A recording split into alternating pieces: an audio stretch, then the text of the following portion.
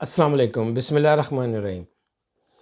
آج ہمارا پیارا ملک پاکستان جس دوراہے پہ کھڑا ہے اور جن مسائل کا شکار ہے، یقینی طور پہ وہ ہر شہری کے لیے، ہر انسان کے لیے ایک تکلیف دہ بات ہے۔ یقینی طور پہ پاکستان اس لیے نہیں بنا تھا کہ پاکستان کو پے در پہ مسائل کا سامنا کرنا پڑا اور یہاں کے عوام غربت اور مسائل سے، جبکہ پاکستان کے عوام میں اتنی پوٹینشل ہے کہ پاکستان کے تمام پاکستانی لوگ تمام دنیا میں سرو کر رہے ہیں اور دوسرے ملکوں کو ترقی کی منازل طے کروا رہے ہیں، لیکن پاکستان اس وقت پریشانی کے مبتلا ہے۔ ایک لاء کے طالب علم ہونے کی حیثیت سے اگر غور کیا جائے،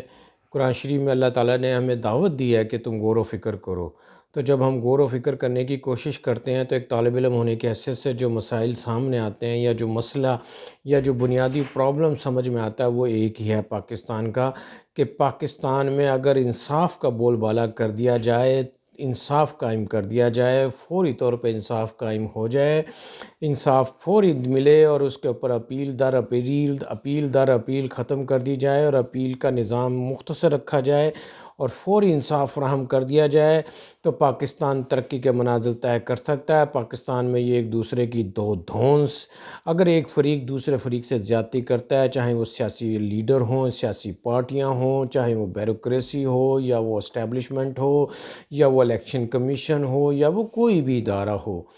جب انصاف کا بول بالا ہوگا تو کوئی کسی پہ دھونس نہیں جما سکے گا، کوئی کسی پہ زیادتی نہیں کر سکے گا۔ اگر کوئی شخص زیادتی کرے گا، کوئی ادارہ زیادتی کرے گا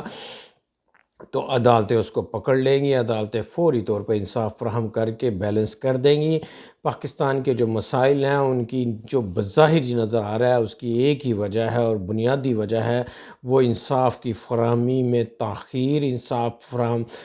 کی فراہمی میں تاخیر یا انصاف نہ ملنا، یا انصاف کی عدالتیں، اعلیٰ عدالتیں کمپرومائز کر جاتی ہیں، میٹر اوور لک ہو جاتے ہیں یا میٹر کو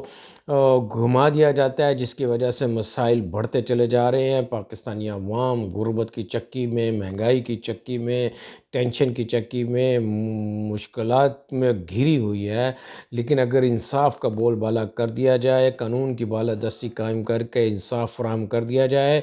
تو چاہے ہمارا کوئی بھی ادارہ ہو، چاہے وہ اسٹیبلشمنٹ ہی ہے، چاہے وہ بیوروکریسی ہے، سیاستدان ہیں، یا کوئی دوسرا ادارہ ہے، اسٹیٹ بینک ہے یا FBR ہے یا چیف الیکشن کمشنر ہے، یہ بہت سارے پاکستان کے ادارے ہیں، تمام ماشاءاللہ سے ایک بات ماننی پڑے گی کہ پاکستان کے تمام ادارے موجود ہیں، کام کر رہے ہیں۔ پرابلم یہ آ رہی ہے کہ ان میں بیلنس نہیں ہے اور ان کو ڈر نہیں ہے کہ ہمیں کوئی پکڑے گا یا ہم کوئی ڈنڈی مار رہے ہیں یا ہم اوور اس کو کر رہے ہیں، اوور ریئیکٹ کر رہے ہیں، تو ہمیں کون سا ادارہ ہمیں روکے گا؟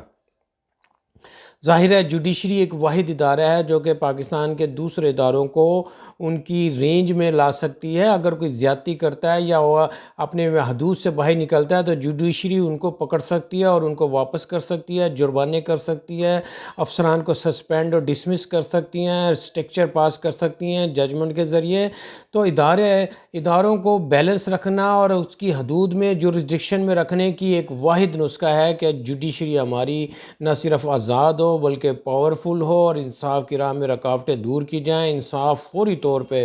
انصاف کا جو راؤنڈ ہے وہ 3 مہینے، 4 مہینے، 5 مہینے، میکسیمم 6 ماہ سے زیادہ نہیں ہونا چاہیے، اور اس کے اوپر اپیل در اپیل نہیں ہونی چاہیے۔ اسلام کے اندر اپیل کا کوئی کنسیپٹ نہیں ہے۔ اگر آپ دیکھیں گے کہ نبی کریم کے زمانے سے لے کر بعد تک جتنے بھی اسلامک دور آئے، بڑی گریٹ فتوحات ہیں، لیکن وہاں پہ اپیل کا کوئی رواج نہیں تھا۔ ڈائریکٹ مقدمے کا فیصلہ ڈائریکٹ کیا جاتا تھا، شہادتیں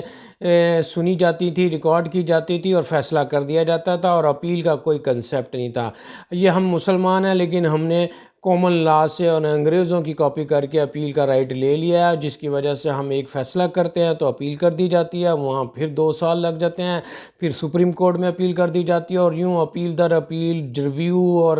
کون سی پتہ نہیں اپیلیں آ جاتی ہیں، آپ جانتے ہیں کہ پھر تاخیر ہو جاتی ہے، اور جس کی وجہ سے جو پروپوزیشن، جو پرابلم ہوتی ہیں وہ بڑھتا چلا جاتا ہے، فرسٹریشن بڑھ جاتی ہے۔ ایک ہی حل ہے کہ یا فوری انصاف کا سسٹم رائج کیا جائے اور اپیل در اپیل کا سسٹم ختم کیا جائے، ہر محکمے، ہر ادارے، ہر گروپ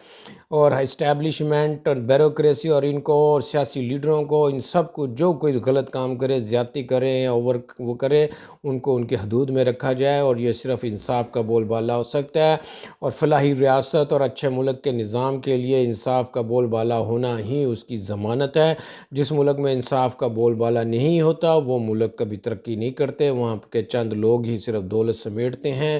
اور ملک کو مس یوز کرتے ہیں۔ اگر انصاف کا بول بالا ہوگا تو ہر شخص کو موقع ملے گا کہ وہ اپنی محنت اور استطاعت کے مطابق اپنا حصہ، اپنا ریوارڈ حاصل کریں، اور اگر کوئی محنت نہیں کرے گا تو اسے کچھ نہیں ملے گا۔ جبکہ اگر انصاف کا بول بالا نہیں ہوگا تو چند مافیا، چند گروپ، چند لوگ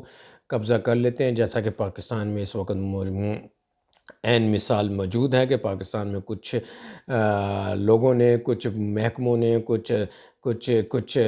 اسٹیک ہولڈروں نے قبضہ کیا ہوا ہے، جس کی وجہ سے غریب عوام جو ہے وہ مشکلات کا شکار ہے اور غربت کی چکی اور مہنگائی کی چکی میں پس رہے ہیں، جبکہ تھوڑی سی کلاس 5% یا 10% ہے جو کہ ملک کی تمام تر وسائل استعمال کر کے عیش و عشرت کی اور مزے کی زندگی گزار رہے ہیں، اور جیسے ان کو کوئی پکڑ دکڑ شروع ہوتی ہے تو وہ ملک سے باہر چلے جاتے ہیں، یا وہ